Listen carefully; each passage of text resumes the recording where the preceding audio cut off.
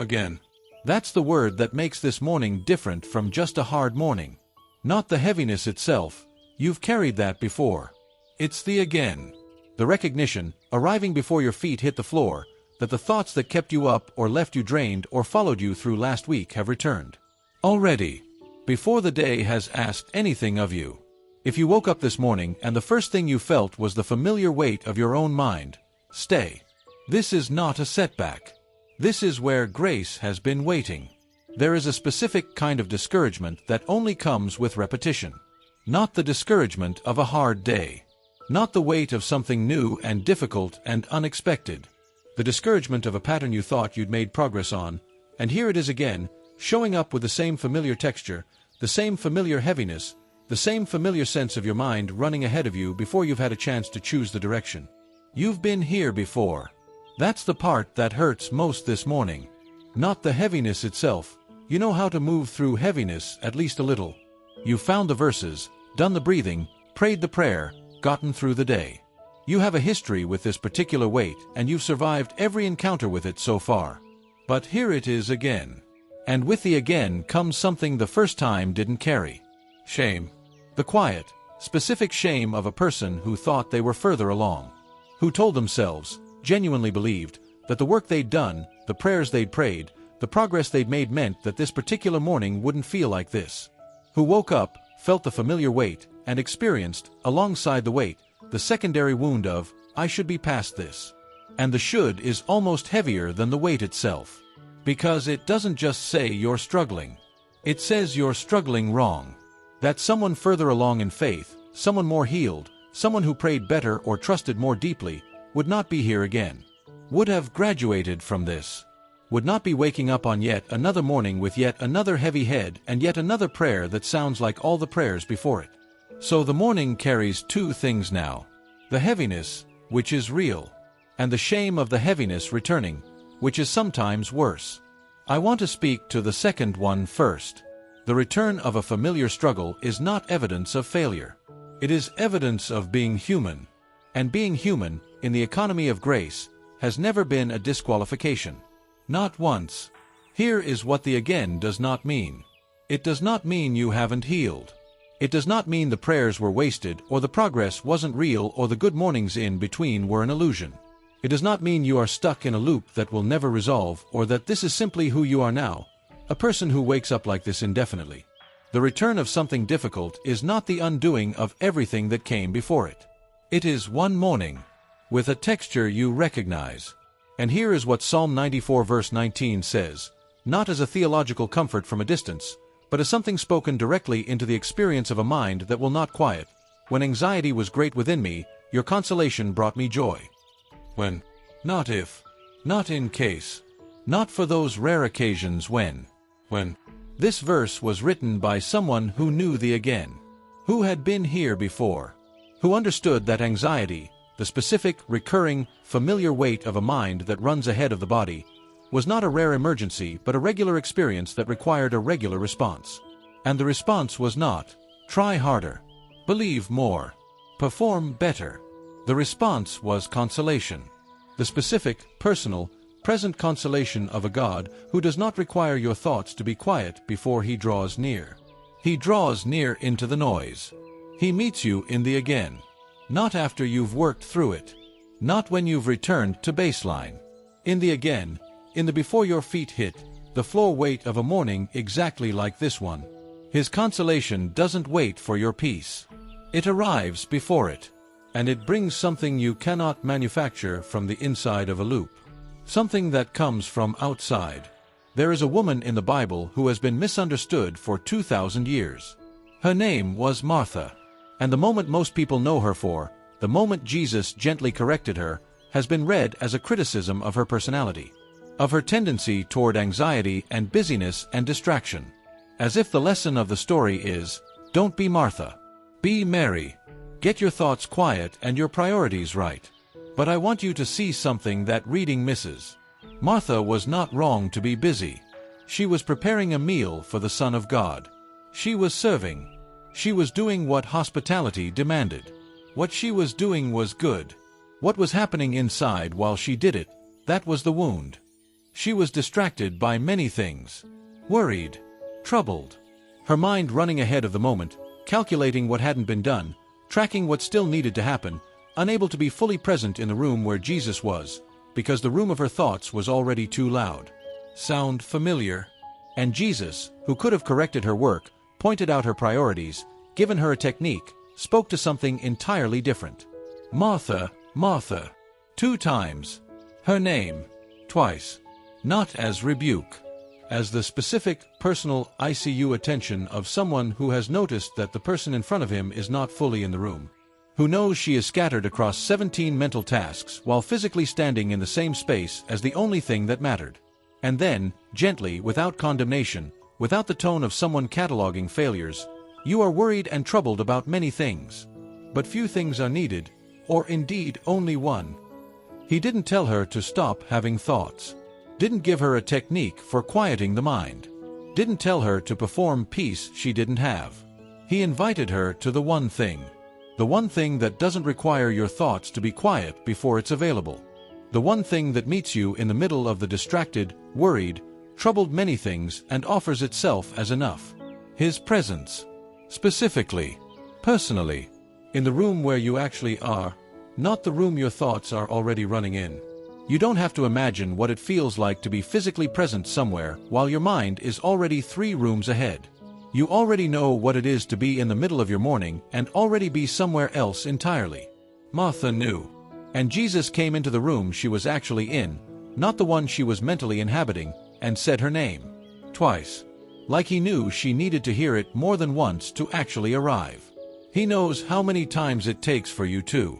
And he will say it as many times as needed. Here is what recurring heavy thoughts do to a person's relationship with themselves over time that nobody names. They create a hierarchy of mornings. Good mornings, the ones where the thoughts are manageable, where you wake up and the first sensation is not the familiar weight, become the standard. The ones that count. The ones that feel like progress. And mornings like this one, the again mornings, become the evidence. The proof of where you actually are. The ones that tell the real story about how far you've come or haven't. That is an exhausting way to live. Because it makes your relationship with God contingent on the quality of your morning. Makes your sense of progress dependent on the texture of your thoughts at 6 a.m., makes the again feel like a verdict instead of a weather pattern. And thoughts are weather. They are not character. They are not evidence of the depth of your faith or the state of your soul or how much work you've done on yourself. They arrive with the force and the logic of weather, sometimes clear, sometimes heavy, sometimes the fog lifts by noon and sometimes it stays all day. Martha wasn't less faithful than Mary.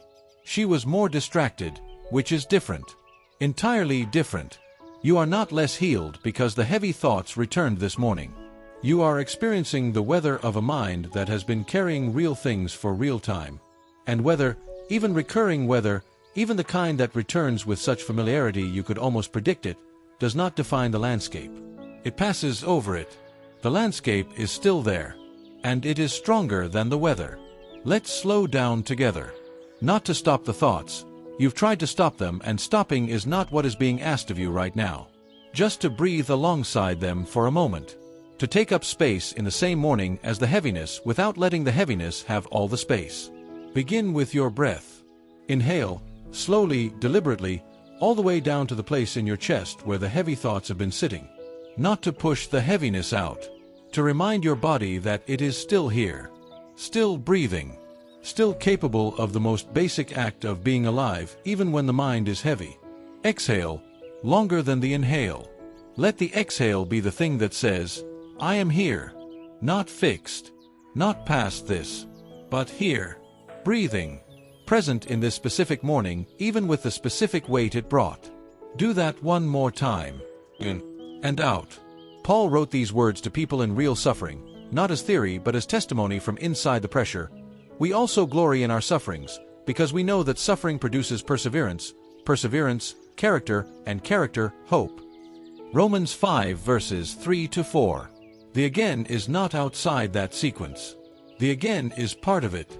Each return of the weight you move through, even barely, even without elegance, even while breathing through gritted teeth, is producing something in you that the easy mornings simply cannot. A perseverance with texture. A character tested in real conditions. A hope that knows what it cost. The heavy morning is not a detour from the formation. It is the formation. And you are being formed, even now. Even again. Close your eyes if you can. And bring the again, all of it. The weight and the shame of the weight returning. The heaviness and the discouragement of recognizing the heaviness. The morning and the particular quality of this morning that you've been in before and were hoping not to be in again. Bring the whole familiar thing. This is the one place it doesn't have to mean something is wrong. I keep starting over and I'm ashamed of it. I thought I was further along. I told myself, genuinely, with evidence I believed, that I had made progress. That the work I'd done, the prayers I'd prayed, the healing I'd been given meant that this particular morning wouldn't feel like this again. And here it is. Again. And alongside the familiar weight is something that wasn't there the first time. The shame of being here. The quiet indictment of a person who thought they were past a thing and finds themselves back inside it before the day has even asked anything of them. Hear that shame. It is real and it is mine, and I'm laying it here instead of carrying it alone. God, my head is heavy already. Not because of what has happened today, the day hasn't started. Because of what arrived with me into the morning. The thoughts that were waiting. The familiar texture of a mind I know too well by now. The weight I hoped, genuinely hoped, had shifted enough that I wouldn't feel it like this again. I'm tired of the again. Not tired of you. Tired of the pattern. Tired of the shame that comes with it. Tired of mornings that begin with the recognition that I am, once more, in a place I was hoping to have left behind. I know what you said to Martha. Worried and troubled about many things. That's me today. Before breakfast. Before anything has been asked of me. Already scattered across things that haven't happened yet. Already bracing for a day I haven't entered. Speak my name. Twice if you need to. Like you knew she needed to hear it more than once to actually arrive. Bring me back into the room I'm actually in. And yet, I am here. Talking to you. Before the day has started, and before I've figured out how to feel better, and before I have anything to offer except the honest account of another heavy morning. Something in me still reaches toward you before I've even decided to. Maybe that is you.